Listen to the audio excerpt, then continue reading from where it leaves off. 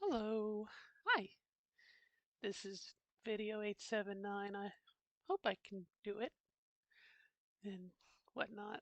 Um, I have a magic reclining chair and I sit down in it just for a minute and then poof, 5 hours go by. And that's something that kind of, oh, the baby. That's something that happened tonight. So I'm just kind of coming out of that, you know, 4 or 5 hour nap, and a nap that's so good you don't know what day it is. And then what time it is, you're like, is it you know 7 o'clock in the is it 6 o'clock in the morning? No, it's 11 o'clock at night. um, so I may sound a little waking uppy, but I'm always amazed by, well, this video is going to be, my question was, is life is life a series of salvage operations? Is probably going to be, but I kind of want to talk about how I got to that. So that's the first bit. um, but it's about, I had a dream, and what I was going to say was, I'm always amazed at how, people talk about, you know we only use 10% of our brains, or whatnot, which isn't true, you know but seems that way. I know a lot of people who probably only use 5% of their brain.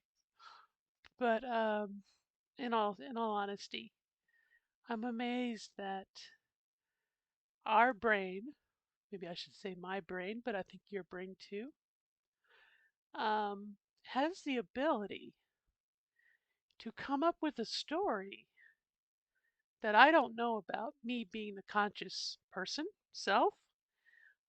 It makes up this wonderful story. It writes it. Apparently, it seems like it's on the fly.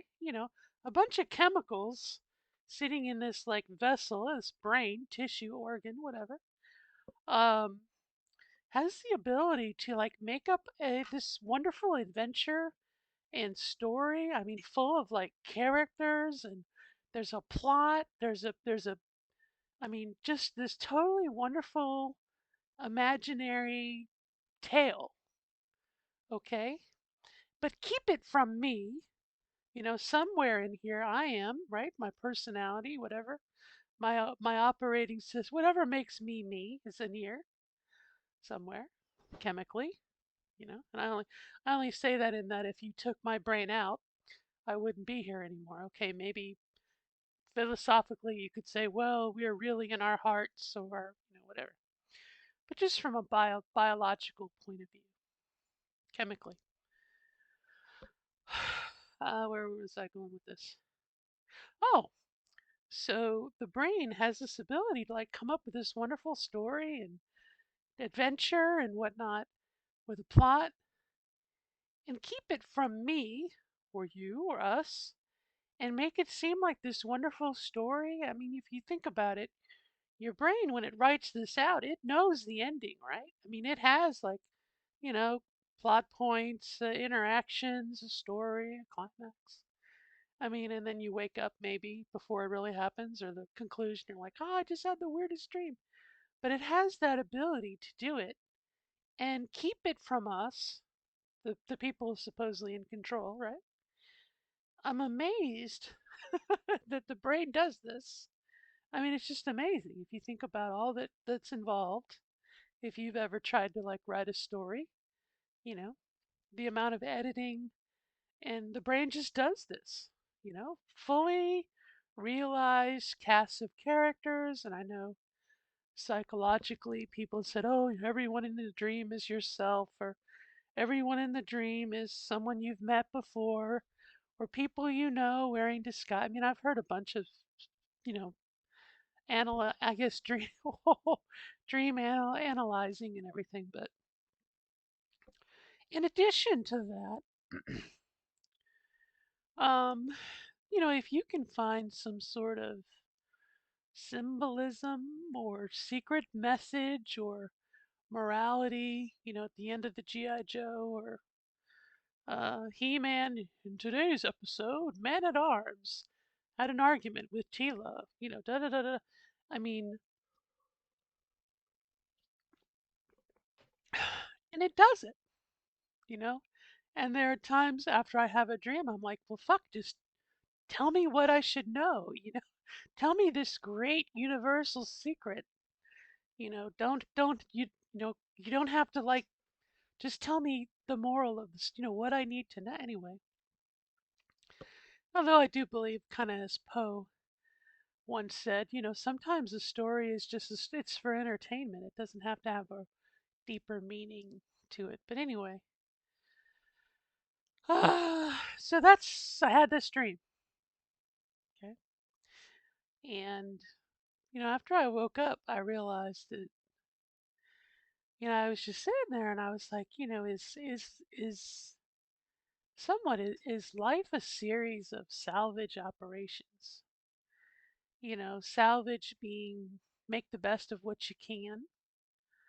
If you've ever had a car that's crashed, or and if you're, I may have told this story in a video. I had one of my cars caught fire in the back and melted the rear right light, and it was cheaper to go to like a pick apart lot, and I pulled a light from another car and put it in mine, and it worked. Um, I don't know why we went to that, but um, I'm not going to even bother trying to figure it out. Um, but to try and no make salvage, make the best, take what we can, and you know not necessarily make lemonade with life's lemons, but just it seems like there have been points in my life, to be very specific, where for the moment, I'm like, what the hell am I doing here? How did I get here? And where do I go from here? Um, and I wonder, I kind of, in the scope of this channel, obviously, was just part of being transgender. Okay. Um, Transitioning and then saying, what the hell do where do I go from here? After you go through the first 2 years, maybe three, maybe four of your transition, and all of the shit kind of shakes out of it, maybe most of it.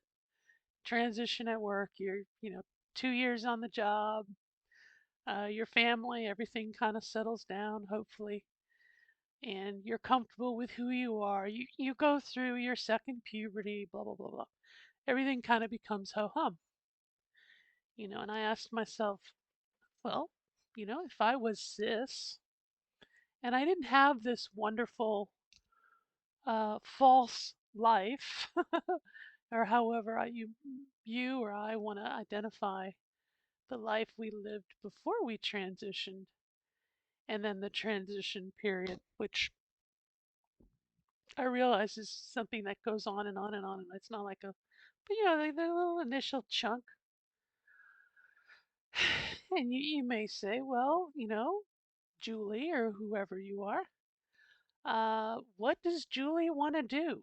What would Julie have done if she was born cis and she had a normal childhood? And this is going to be from a trans woman point of view. She was born a girl, she grew up as a girl, and she had American girl life. She went to school and she graduated. And what would she do? Would she go into a field? Would she be a profession? Would she be a stay-at-home mom? And then, or would she have gone to college? Would she have become a mechanic? I mean, a race car mechanic. I mean, yes, there are gender norms, but again, that idea of you were, instead of this false start, or me, I had a series of false starts. You had that opportunity to be your authentic self, And well, what would you do? And so I kind of had that idea of at that point, it's like the salvage operation, you know. For me, um, I have a degree in geology. I have a master's degree in science education. I mean, I have things I could use. And I found, like, over the course of my life, what can I do with what I have to get me, forward or do something totally different? Maybe I wanted to become a pastry chef, go to school and be a pastry chef and make donuts. I mean, or like I said, maybe I wanted to become an artist, or I wanted to, like I said, become a race car, a Formula One mechanic, or be on a pit crew, a NASCAR pit crew. I want to be the person who puts the gas in the car, you know, anything, So I felt like, again, the word was salvage operation. But after my dream tonight, I really wonder if, while the circumstances that led up to that, um, are definitely trans related, obviously. Channels, one trans at middle age. Um, but I wonder if that idea of a salvage operation is not exclusive to being transgender, I don't think.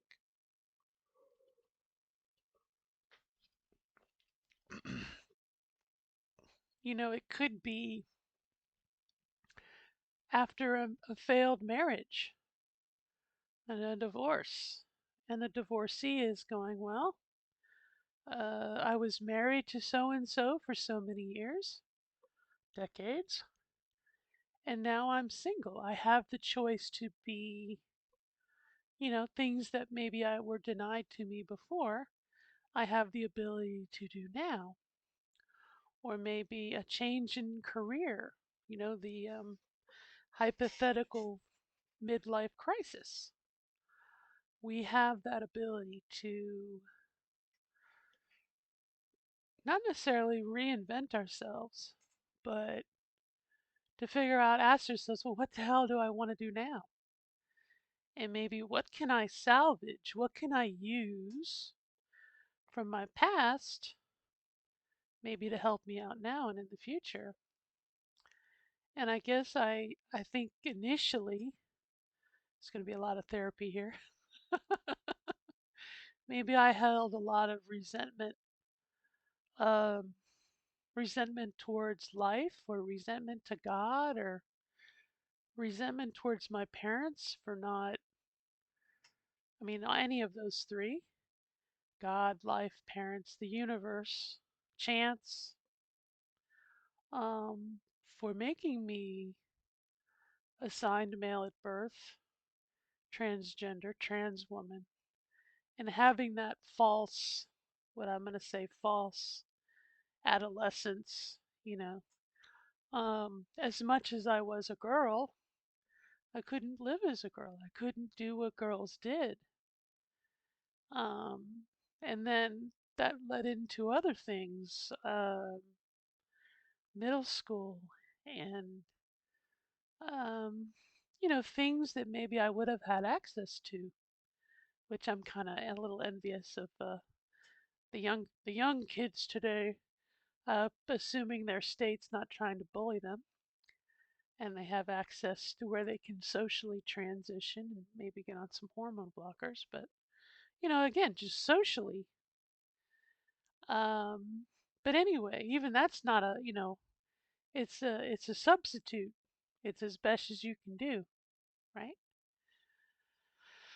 Um, and for some of us, for me, it was 40 years. It was 40 years of kind of walking around like a walking corpse, trying things and things not working out. And in the end, it was always, you need to transition. You're transgender. Don't fight it. And I ignored it, and I'm not alone. And there's some people who realize it in their 20s, some in their 30s, some in their 70s. I had a friend transition in her 80s. Okay, so I mean, um, we're thankful for the time we do have and the opportunity that we have at that time. Um, but it is kind of hard not to have some sour grapes. But anyway, that idea of salvaging, you know, and I felt like, again, with me and kind of running from who I was, um, my first few jobs and career choices were just trying to recycle, you know. Um, I had basically I had an associate's equivalent of an associate's degree and quite a number of engineering courses to be.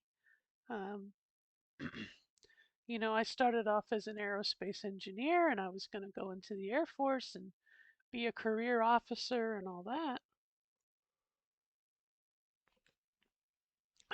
So then, when I found myself back at college, and it was like, well, do I want to be a mechanical engineer? I mean, that's like the closest thing.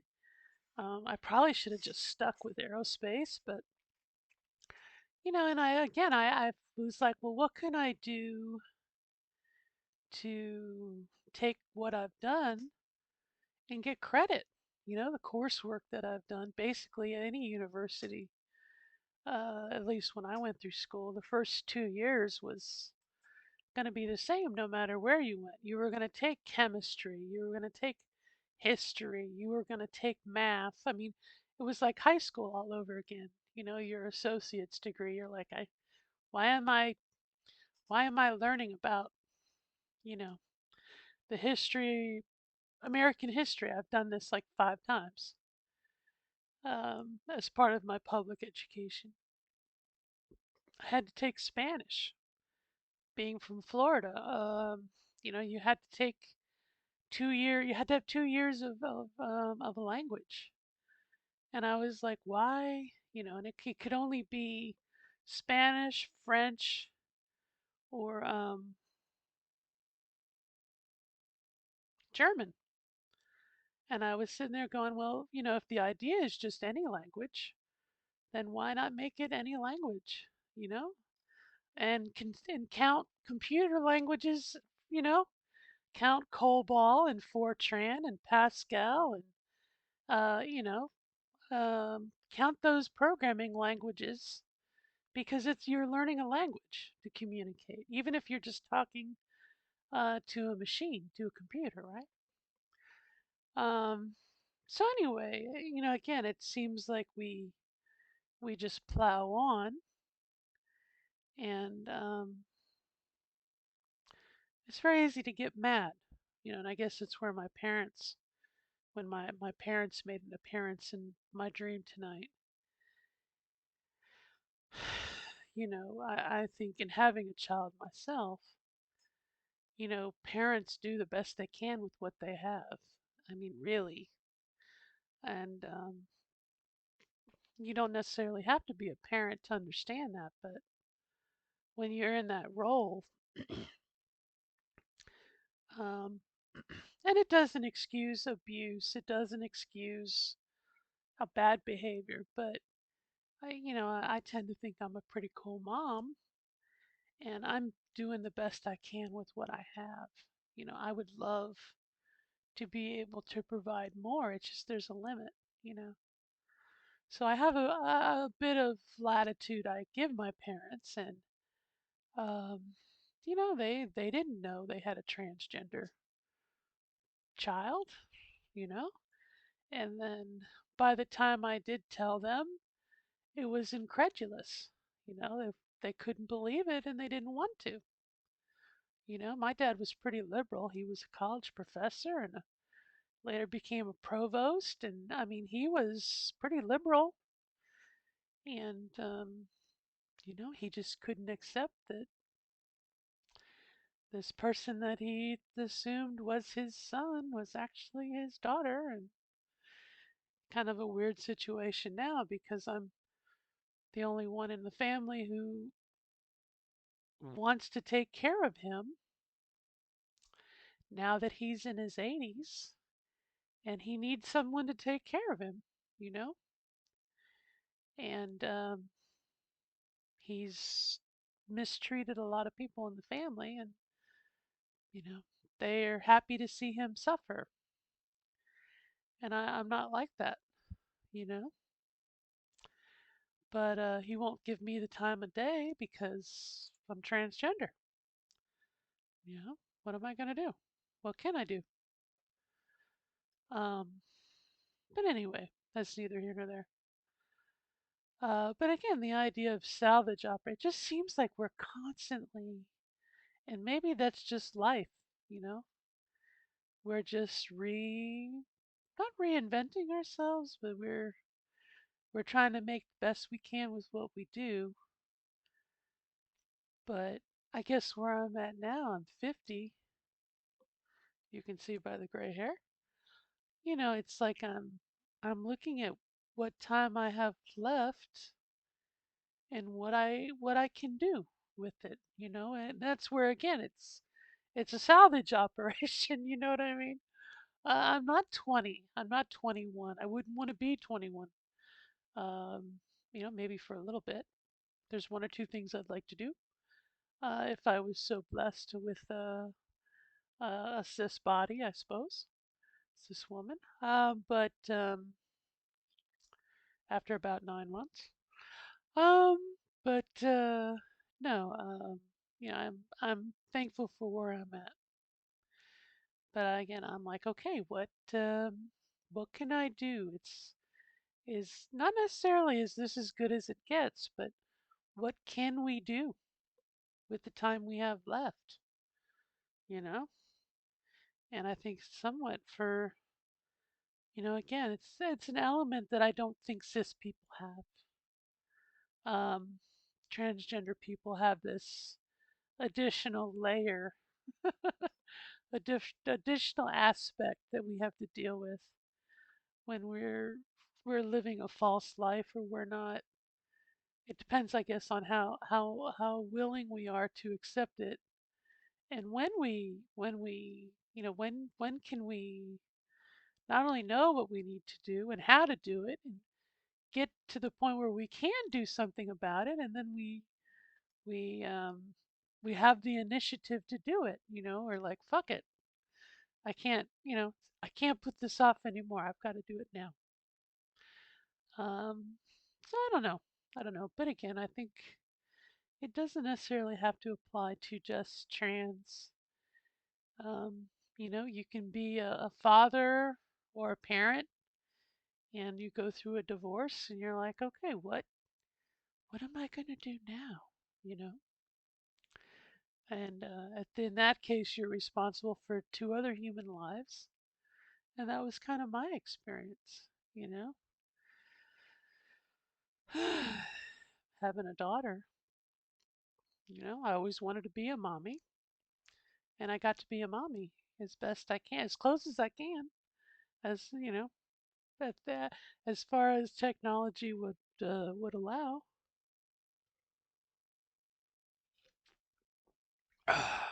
But anyway, I have this image of like seahorses. The male seahorse carries the children. Um, I don't know, but again, you being a mature adult, I suppose you're like, okay, what can I do? What can't I do? But what can I do? What is possible? And strive for that and make the best of it, you know? Like I said, I'm not saying anything new, I suppose, but I woke up from my dream and I was like, you know, why did my brain just give me this example of a salvage operation, and why I may have mentioned, I think yesterday, I'm in the middle or just a second week of training on a new job. And again, it's a salvage operation. You know, I have 19 years of, uh, well, 22 years actually of healthcare experience, healthcare administration experience. And yeah, I could, I was trying to figure out, well, how can I do something else and leverage what I know that might end up something down the road. And that was kind of why I took this other job. And it may very well be within a year I apply for another job. You know what I mean? But it's a salvage operation. What can I bring with me to help me over the next hurdle? And then where I'm at in my life, 50 years old, and I hope, knock on plastic, that I have the money to retire. This mythical retirement that I hear about. Um, it's how do I get to the next goal? How do I get there? And then we'll kind of see, um, kind of like owning a house. It's kind of like a mythical. Uh, I hear people do it, but I don't know anybody myself. Seems like the only people who own houses uh, have a double income, and